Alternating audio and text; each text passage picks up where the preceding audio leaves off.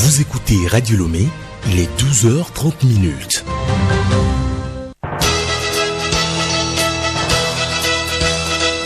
Le journal Henri Ochocho.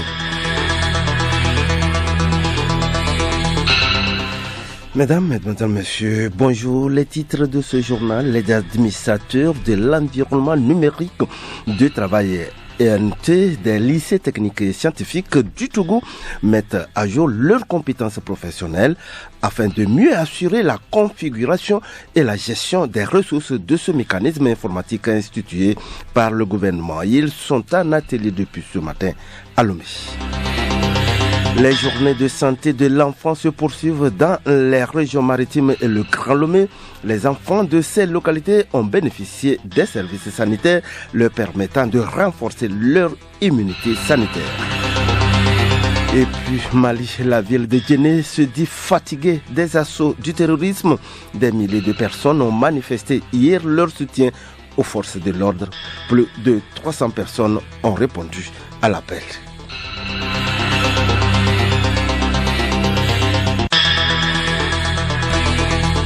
radiolomé.tg. Mesdames, Mesdemoiselles, Messieurs, une fois encore, bonjour. Deuxième session de la commission mixte de coopération économique, commerciale et technique entre le Togo et la République populaire de Chine. Ce lundi, à la présidence de la République, les travaux ont été présidés par Madame Johnsona Blamba Awefavi, ministre secrétaire générale de la présidence de la République, représentant le chef de l'État. C'était en présence d'une délégation chinoise conduite par Zhao Windong, ambassadeur extraordinaire et plénipotentiaire de la République populaire de Chine au Togo. Nous aussi y reviendrons en détail dans nos prochaines éditions. Nous l'éditions en titre les administrateurs de l'environnement numérique de travail des lycées techniques et scientifiques du Togo sont depuis ce matin en atelier de formation à Lomé. Pendant 5 jours, ils vont s'approprier les outils nécessaires pour mieux redynamiser ce mécanisme informatique institué par le gouvernement dans une dizaine d'établissements techniques du Togo. Compte rendu, Kobo Wahabo, présentation Abiré Lemou. Cette formation se veut un point de relance et de redynamisation des activités sur les plateformes de l'environnement numérique de travail ENT. Il s'agit pour ces administrateurs de mettre à jour leurs compétences professionnelles, d'assurer la configuration et la gestion des ressources des ENT. Atiola Diesodna, directeur de la pédagogie et des programmes point focal ENT. Il a fallu nécessaire de tenir ces 5 jours de formation pour renforcer la capacité des administrateurs ENT en ce qui concerne la configuration d'une plateforme numérique de travail, la réalisation d'un template de bulletins pédagogiques. On pourra éditer facilement les bulletins de notes des élèves de manière assez simple à partir de cette plateforme. Et il y a tout un bouquet de services sur la plateforme, la gestion de la vie scolaire dans son ensemble, dont on va outiller les administrateurs à pouvoir gérer l'ensemble de ces services au bénéfice des établissements. Cet atelier intervient après une mission d'évaluation effectuée par le ministère de l'Enseignement. Selon le ministre délégué en charge de l'enseignement technique Eke Odin, cette redynamisation de l'environnement numérique de travail va permettre de s'adapter aux restrictions de la pandémie liée à la Covid-19 et favoriser ainsi l'ouverture de l'enseignement togolais sur le monde. Eke Odin, ministre délégué en charge de l'enseignement technique. Ce programme revêt une importance capitale pour l'enseignement technique. Je dirais l'enseignement en général. Parce qu'aujourd'hui, beaucoup de cours ne sont pas en présentiel. Et donc, à cause de la Covid, il faut donner la possibilité à nos apprenants d'avoir les cours quand ils veulent et où ils veulent, de partager avec les autres établissements, de même qu'aux enseignants. Il peut aussi partager avec ses collègues, ses connaissances. Donc il faut une plateforme où on peut aller chercher ces informations-là. Et donc c'est l'environnement numérique de travail. Initié en juillet 2018, l'environnement numérique de travail est un réseau informatique connecté à l'Internet pour faciliter la circulation de l'information administrative et pédagogique afin d'offrir aux élèves et aux enseignants des services numériques. Merci à toi, Abidé Lemon. Les journées de santé de l'enfant se poursuivent au Togo. Après les autres régions, c'est au tour des régions maritimes et le Grand Lomé. Il s'agit de renforcer l'immunité des enfants et leur permettre une bonne croissance. Alice Berthe Barandao. Initiées depuis 2016 au Togo, les journées de santé de l'enfant JSE permettent de délivrer un paquet de services sanitaires préventifs et promotionnels pour le suivi du couple mère et enfant. Boyode Arongleso, chargé de la promotion de la santé à la direction régionale de la santé Grand Lomé. Les GSE, c'est des journées consacrées à l'administration de divers types d'interventions pour les enfants. Donc pour les cibles des GSE, c'est des enfants de 0 à 59 mois, c'est-à-dire que les enfants de 0 à 5 ans. Pour ces enfants, il y a divers types d'interventions. En l'occurrence, l'administration de la vitamine A, le déparastage à l'albendazole et le rattrapage des enfants incomplètement vaccinés ou non vaccinés.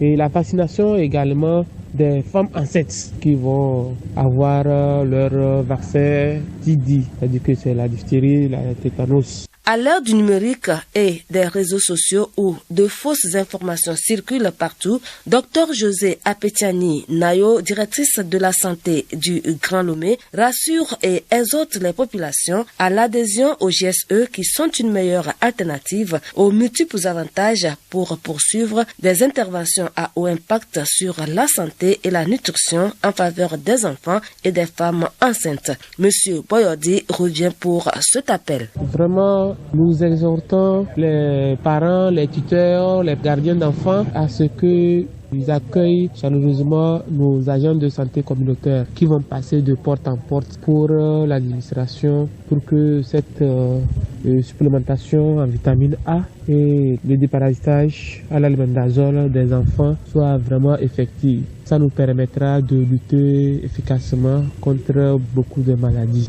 Et en plus de cela aussi, que les parents aussi acceptent à ce que les enfants dont le calendrier vaccinal n'a pas été effectif soient complétés par cette stratégie des GSE. Avant le début de la campagne, les relais communautaires ou ASC ont été utilisés pour recenser les enfants incomplètement vaccinés et sensibiliser en même temps les parents sur la nécessité de faire bénéficier à leurs enfants ces avantages sanitaires. Et puis, ce communiqué pour clore cette page nationale, le ministre de l'Enseignement supérieur et de la Recherche communique. Les résultats de l'examen du brevet de technicien supérieur BTS seront donnés ce 23 août 2021 à 17h.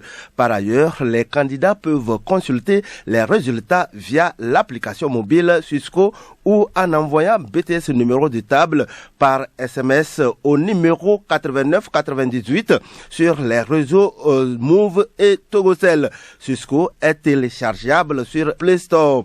Notez bien, pour toute information complémentaire, contactez la société Susco au 90 97 67 67 ou 96 80 27 60. Je reprends, pour toute information complémentaire, contactez la société Susco au 90 97 67 67 ou 96 80 27 60. C'est le professeur Majesté Iou Wateba qui a signé le communiqué. Le journal Henri Ochocho. Actualité internationale. Cap sur le Mali, des milliers de personnes ont manifesté dans la ville de Djenné leur soutien aux forces de l'ordre. Cette ville au centre du pays s'est dit fatiguée des assauts terroristes. Solem Lemou. Habituellement calmes, les rues de Djenné étaient hier dimanche en ébullition. Des banderoles affichant un soutien aux forces de défense et de sécurité et réclamant la sécurisation des personnes et des biens étaient brandies par une foule compacte au son des vuvuzela. Selon les organisateurs de la manifestation, plus de 3000 personnes venant de toute la circonscription ont répondu à l'appel des autorités coutumières et administratives. Selon eux, Djenné a enregistré plus d'une centaine de morts et le vol de milliers de têtes de bétail depuis le mois d'avril. Dans le cercle de Djenné, certaines zones sont marécageuses et inondables pendant la saison des pluies. La mobilité est réduite et les villages difficilement accessibles avec du matériel lourd. Ce qui fait que les patrouilles des forces de sécurité peinent à endiguer la pression terroriste, laissant les populations à leur sort. Selon les autorités locales, les combats entre djihadistes et groupes de chasseurs d'oiseaux ont fait plus d'une centaine de morts et fait fuir plus de 270 ménages de leurs champs et pâturages. Des familles privées de leurs moyens de subsistance à l'heure où la saison d'hivernage est pourtant propice à l'agriculture.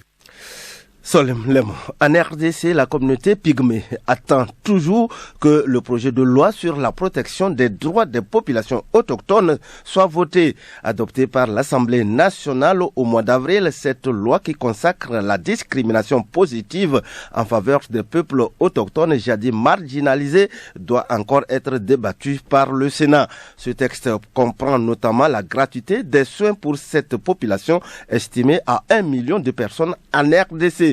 L'ONG congolaise qui milite depuis presque 10 ans pour que cette loi soit débattue adresse donc un message à l'État congolais pour nous garantir que les engagements que vous avez pris aujourd'hui sont sincères. Cela passera d'abord par l'adoption de cette loi au niveau du Sénat, sa promulgation par le chef de l'État et sa mise en œuvre effective par tous les ministères sectoriels et qui ont un impact sur la vie des peuples autochtones. Fin de citation. Et puis, en Afghanistan, les talibans accusent les États-Unis d'être responsables du chaos autour de l'aéroport de Kaboul où au moins 7 civils ont été tués dans les bousculades, alors que des milliers de personnes continuent de se presser dans la panique pour tenter de monter à bord d'un avion et de quitter le pays. Face au chaos, Joe Biden n'exclut plus de prolonger la présence américaine.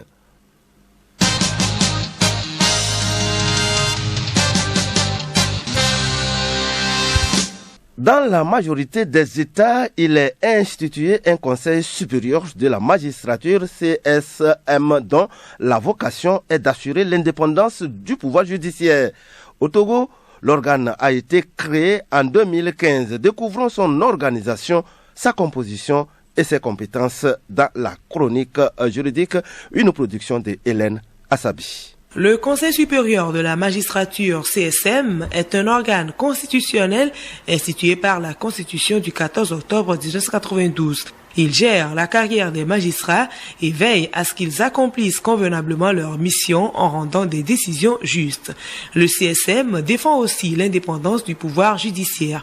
Chakura Sanoka, président du tribunal de travail de Lomé, membre du CSM. Le Conseil supérieur de la magistrature défend l'indépendance du pouvoir judiciaire, l'indépendance de la magistrature. Et le chef de l'État est le garant de cette indépendance. Il est aidé dans cette tâche par le Conseil supérieur de la magistrature. Le Conseil supérieur de la magistrature également œuvre pour trouver des solutions aux revendications des magistrats. Le Conseil supérieur de la magistrature est aussi chargé de la discipline des magistrats. Le Conseil supérieur de la magistrature est également l'organe qui se charge de la discipline des magistrats. Si un magistrat vient à faillir dans l'accomplissement de sa mission, le citoyen peut saisir le garde des Sceaux qui va investiguer et saisir également le Conseil supérieur de la magistrature qui va essayer de voir si le magistrat a agi selon les règles de l'art et s'il n'a pas agi selon les règles de l'art, qu'il a commis une faute professionnelle, il va y répondre, nul n'étant donc au-dessus de la loi, vous le savez. Cette 5e mandature est composée de 9 membres, dont 3 femmes.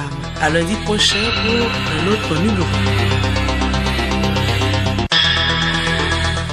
Nous disons merci à Hélène Assabi pour cette chronique juridique qui met fin à ce journal. Merci à vous, fidèles auditeurs.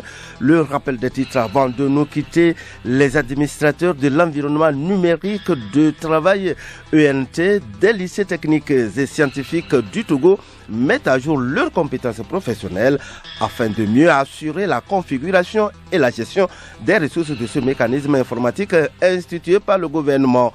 Ils sont en atelier depuis ce matin à Lomé. Les journées de santé de l'enfant se poursuivent dans les régions maritimes et le Grand Lomé. Les enfants de ces localités ont bénéficié des services sanitaires leur permettant de renforcer leur immunité sanitaire. Et puis, Malichi, la ville de Djenné se dit fatiguée des assauts du terrorisme. Des milliers de personnes ont manifesté hier leur soutien aux forces de l'ordre. Plus de 3000 personnes ont répondu à l'appel. Bon après-midi à tous et à toutes.